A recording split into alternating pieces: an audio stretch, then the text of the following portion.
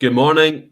Celtic are into the League Cup semi-finals, 3-0 against Raith Rovers last night at Celtic Park. It was given the big build-up by the club with a light show pre-match. It kind of proved to be a fairly easy game in the end. Routine for Celtic against opposition that have already beaten Aberdeen this season in the same competition, Raith Rovers. So Celtic just didn't really have to get out of second or third gear. Sean and Alison, it was a welcome win after a tricky run of results for Ange Postecoglou and his team.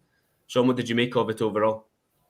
I would agree with you. I think that they didn't get out of second gear. I don't think they looked particularly great, even though they scored 3 and kept a clean sheet. But again, it's a cup game, so overall a win is a win, and that is all that matters. But I did think that the performance was maybe not quite there for the second game in a row. Seemed to me that, not to be too negative about it, but it seemed to me that there was a lot of purposeless passings, still a lack of urgency in general, but maybe too many crosses, like against Livy, maybe didn't get through the centre, the middle as often as they thought. So in that sense, I'm sure we'll come on to it. In that sense, it'd have been intriguing to see if Giakoumakis, if his presence had made it any more effective by providing a focal point, etc. But again, a cup game, so a win is the most important thing, and that's what they've got their date at Hampden. Alison, do you go along with that? Job done, but not quite well enough? Completely agree. I thought exactly the same. I thought it was a fairly pedestrian performance. I think there's a risk of over-analysing these games. I do think the be-all and end-all was simply getting through and progressing into the semi-finals, but I think it was quite laboured at times. I think you can see that Celtic look like a team who are missing key players, and I think the last thing that Ange Postecoglou needed was the news he got that he's another one down now. I think Celtic look light, and I think that it's reflected in the kind of performances that you've seen over the last few weeks. Yeah, I think, Sean, most people were expecting to see Giakoumakis at some point, even if it was just for 15 minutes or 20 minutes, if the game was going Celtic's way. That never happened, and it became clear after the game that he's going for a scan because he suffered an injury to his calf in the warm-up. Now, I don't want to use the phrase, it doesn't just rain, it pours, because Celtic got the win. So this would be a lot more problematic if Celtic had been knocked out of the cup last night. But this just is another person on the treatment table in a position where Celtic are already pretty light, and it's hardly ideal, is it? It's far from ideal. We've already spoke countless times about the squad depth issue. This just adds to that. I suppose a positive is Kyogo's now closer to coming back than he was in the last game. So there's that to think of. But no, I think the physios and the new head of sports science will be earning their corn, I would think, the next couple of months. Alison, is this not just totally bizarre with the fact that Celtic seem to be getting all these injuries at once? Is there anything that can be put down to, or is it just bad luck? I think it's just bad luck. I don't think you can attribute it to anything other than the manager walking under ladders, clearly.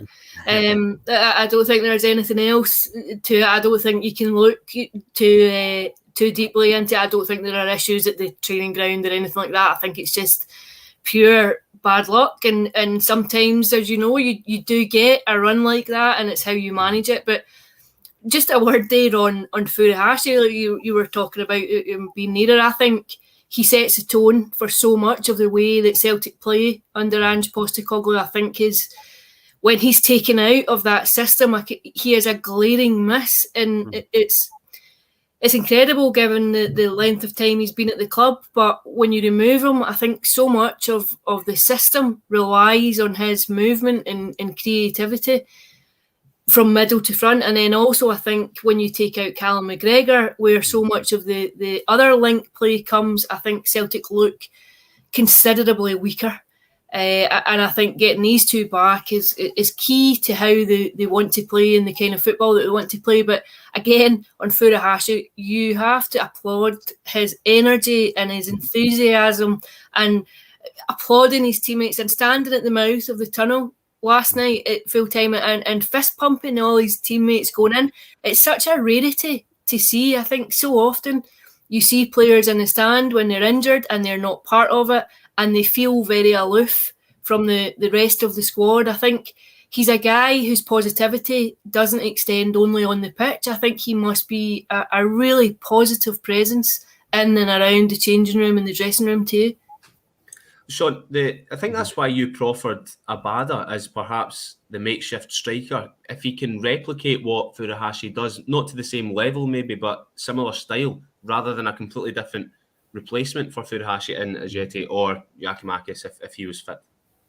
I mean, we were just spitballing with that, and I was thinking if he was wanting someone who has at least the tangible kind of assets that Kyogo has in terms of the raw pace, the directness. Obviously, Abada has a craving to score a goal as well that you've seen. Not that I'm saying he would be able to do it, as you say, to the same level, but it was just if he wanted another option that he was going to try and maybe a faster, more direct player through the middle than either Ajeti or Giakoumakis could give him while Kyogo was out. But it doesn't seem like he is going to try that, to be fair to him. And Abada obviously scored again from wide right, so why would you change it if he's playing well out there? But no, it was just a suggestion. But what I would say, to agree with Alison there, I mean, even in a game against Raith, where, as I've said, I thought Alison used the word pedestrian, that is pretty much what I thought as well. I thought the last half hour, when they were down to 10 men as well, last 25 minutes, I thought was particularly stale, considering it's a team from a division below. But even though it was against a team from a division below, I still felt that you could feel McGregor and Kyogo's absence in the way that they played. And I think that probably speaks to their influence as much as anything else. Yeah, 10 men. To be honest, it looked like Dario Zanata just didn't want to be on the park anymore with that tackle. I think he just decided, you know what, I don't want to be part of this. I'm going to get second yellow. But yeah, a few people did impress though, Sean and Alison, despite this. Alison, Jota has been getting a wee bit of praise, got his first goal. And it has to be said, a wonderful, wonderful through pass from James McCarthy, who suffered a wee bit of stick after the Livy game. So perhaps he's answered a few critics with that one. I'm not sure you'd go so far yet to say he's answered a few critics. I think you got a glimpse of what you expect from him. I think you got an indication of the quality that he has and what Celtic expected from him when they brought him. I think what you need now is to see that replicated on a consistent level now over the next few months. I thought some of the criticism on Sunday was harsh, purely because I think he's probably had to go into the team without being fully ready. I think when you look at the lack of game time he's had over recent seasons and the lack of fitness, I think he probably wasn't quite up to speed to go in on Sunday, but necessity made it that he was handed a starting jersey. So I think he looks like a player who still has something to offer given the experience that he has. I think getting him fully match fit will be key to unlocking that kind of form. But I would agree, I thought it was a very clever pass, an intelligent pass to have the vision to see it, and two, the ability to execute it. What you want now is to see that on a more regular basis and against higher quality opposition. Sean, Jota, McCarthy, anyone else stick out for you in particular?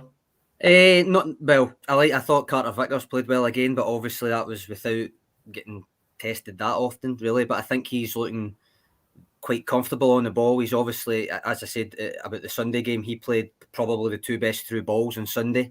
There wasn't balls of quite that level last night, but he was obviously looking to play them if it was on, and I like that. I think that's something that maybe Starfelt's not going to give you by the looks of it. So not that he was particularly tested defensively, but I thought Carter Vickers is looking a wee bit more comfortable when he's looking for those through balls if they're on. I think Liam Scales was only on for the 25 minutes or so that I was saying they were looking even more stale, but he looked comfortable enough in the ball. But again, same as what Alison said about McCarthy, it's against a bigger or higher quality level of opposition that you'll really see what they're made of. Comment coming in here from David Bradley, actually questioning about Mikey Johnston, because he is also back on the treatment table. It says that he picked Alison Conroy from Clyde reporting that he picked up an injury in training this week. Now, he just can't catch a break, this wee man, Alison. Mikey Johnston is just injury after injury after injury. And it makes you wonder, and I think it's just a repeated bad luck with Mikey Johnston by the sounds of things, but it makes you wonder if Celtic fans are ever going to see, or if he's ever going to produce the potential that he has shown previously on occasion for Celtic in his appearances. I'm sure it'll be incredibly frustrating for him that just he's on the cusp of coming back into the team at a time when you think you'll probably get some exposure given the injury issues, to have to go back out again. I think it'll be frustrating for the player himself, and it'll be frustrating for the manager too, that he's another player down. But I think all you can do is try and concentrate on the physios, concentrate on the sports science element of it, and try and build up whatever the problem seems to be. I'm not sure if the current issue pertains to previous issues or if it's an injury that's completely independent of anything else, but certainly I'm sure it will be a concern to him too, because at the age he is, he really needs to be playing regular football now. He really needs to be in the team and in and around it and pushing for a starting place. But Sean, we don't know what the injury is, do we, with Mikey Johnston? No, that I know of, but it is worrying that it's another potential attacking option to come off the bench that potentially won't be there in Sunday. I think you look at the bench again last night, the bench, it was like, I think 5 defenders plus Beaton plus Sorrow plus a goalkeeper. It's not really ideal I know they didn't need a game changer in that sense last night, but it's still not ideal that that's your bench. So I think this is going to rumble on for a while until players get back to fitness. In terms of Johnston, you're surely the man to talk about him. You took a wee dive into his fortunes the other week there, did you know? Yeah, I think the amount of football that he's played, when you actually break it down, is minimal. I can't remember the figures off top of my head. I have to revisit the piece, but yeah, the amount of football that he's actually played since that injury. I think it was St Johnstone he suffered it against away from home, and him and Neil Lennon had that wee exchange when he was heading off the park, wasn't it? The football that he's played is minimal, and at the age he's at, I think early 20s, you have to be playing week in, week out, whether it's at Celtic, whether another Premiership club or a team down south takes him on loan. You can't afford to stagnate at the stage of the career he's at. You've seen it happen so many times with promising players. And it's for Celtic's benefit that he gets back to full fitness, for his benefit, and for whatever team he might end up playing for's benefit, because you can't have someone who's just constantly injured, made of glass, made of paper, or the comments that come in about Mikey Johnston. And it's sad, but you can understand why people are taking that approach with it at the moment, because he's injured all the time. And it's maybe through no fault of his own or the club, but the facts are facts. You know, he's injured more than he's fit, which is a sad state of affairs for a young man at the start of his career. We'll also come on to the draw for the semi-final. There was the prospect of a derby avoided. Are you happy with that, Sean? Well, all 3 would have been difficult games. You could argue that Celtic have got the most difficult one, considering it's the defending champions. But no, St Johnstone they're a difficult team. They've obviously been playing well at Hampden the last wee while. And I think St Johnstone will fancy it. They will fancy it. But that said, in the other tie, Hibs will also fancy it. So I think all 4 teams will begin into those ties thinking we want to be in the final. Yeah, Alison, do you think that this draw is one that has been kind to Celtic? Sean's quite right. I think they would all have been tough games, but when you look at Hibs, Rangers or St Johnstone, what one would you rather have? I think they're all difficult. I think they all present different problems. I think basically now it's about Celtic going to Hampden and trying to find a bit of form on a fairly open pitch, but St Johnstone will be excited by the tie too. They've been a difficult team for Celtic in recent seasons, and they'll obviously be buoyed by the success that they've had in cup competitions of late. I think this is the 5th time they've been at Hampden in the last few seasons. I'm sure they'll be eager for it. I don't think they'll have any sense of inferiority. I think they'll look to match Celtic, and I think if you were any team facing Celtic just now, you would look at the fragility within the side, the mental and physical fragility, I think, and you would try and exploit it. I think Celtic look like a team who still struggle in terms of adversity. If they lose a goal, I think sometimes you get a sense of the anxiety that goes around the team. So I think if you were in St Johnstone's shoes, you'd want to manipulate that to your own end as much as you possibly could. Well, plenty of time before that semi-finals played. That's not until towards the end of November. So we'll move on from the League Cup just now. But Celtic, Sean, got the job done. Maybe not the most pleasing or aesthetically pleasing of performances, but look, cup match into the next round and chance to get to the final, 1 game from the final again. We'll look forward to Sunday now. It's Dundee United this weekend. Sean, they are off the back of a derby win themselves, so they're in a pretty good place at the moment, although they were pumped off Hibs last night in their quarter-final. Dundee United, it's just putting it bluntly, but it's true. I think it was 3-0 at half-time as far as I'm aware. Dundee United at home this weekend.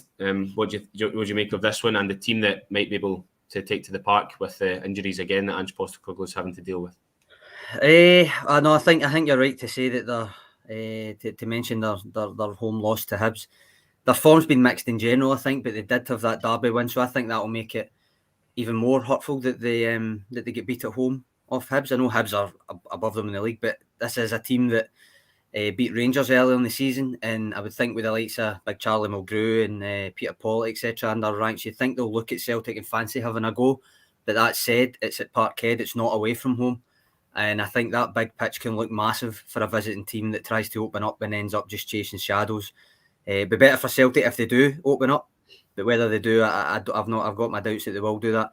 It helps, of course, just in a general sense that Dundee United, I don't think they've won at Celtic Park since like 1992 or something like that. It's an absolutely insane record. And I think when you're talking about the Celtic team, there's not much you can do to it. I think you might see like Juranovic coming back in, which would be maybe harsh on Ralston, but I think he's made it clear he's his first choice already. Potentially, as much as I think Adam Montgomery played well again, I think you might see him dropping out. Up front, it might have to be the same front three, even though they played well. The two wingers played well, both of them scored. And again, with midfield, it's probably going to be another game where you're flogging Rogic and Turnbull from the start. Well, yeah, if looking at the bench last night, Alison, I suppose options in defence that could come into the team for Sunday, just because of the nature, and the frequency of the games at the moment. I mean, Celtic have the game last night, a game this weekend, then Europa League, then another league game, then there's an international break. There's no stopping for these players. It's quite frankly unfair, the schedule at the moment that the guys have to put up with. But looking at the bench last night, players that could come into the starting lineup, or you might expect to come into the starting lineup at the weekend. You have Juranovic, as Sean mentioned, Welsh, I suppose, yeah. Bolingoli at left back, perhaps Sorrow, midfielder, Scales in defence as well. Yakimakis injured, so that's a no-go. But yeah, I think the front three, Sean, as you mentioned, probably going to stay the same. And the midfield, there's not too many options we've touched on, Alison. So I think that in defence, maybe the only area that we might see a couple of changes. Yeah, I think so. Like Sean, I think Juranovic might come in. I wonder about Scales, whether or not he's maybe done enough to justify a starting position. I thought he looked quite energetic when he came on. Obviously, it's a very different environment than on Sunday.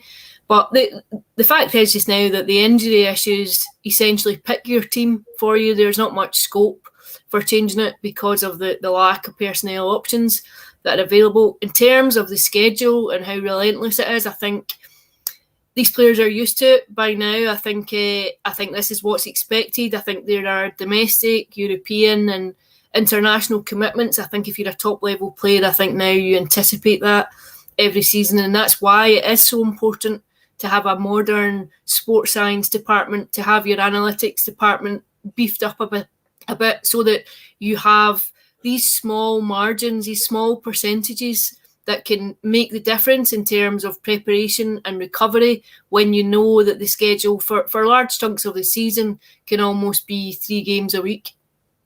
Mm-hmm. Yeah, the schedule's crazy, Sean, but it's a must-win game for Celtic on Sunday. I mean, you cannot afford to drop points in the league anymore at the moment. No, that's true, and I think we're going to use that must-win phrase quite a bit this season, and especially in the league, because they're pretty much all going to be must-win from now on after losing 3 the opening 6. So, I think I take all the points on board there. I think there's also there's a sense that, as we've already mentioned, there's not much you can change. I'd actually say the only place you're probably well stocked in just now is maybe Bouton and Sorrow. One of them could come in for McCarthy, they could play alongside. It's the attacking midfielders, the creative midfielders that there's not any replacements for, really. That said, they still miss McGregor when he's not there anyway, playing deeper.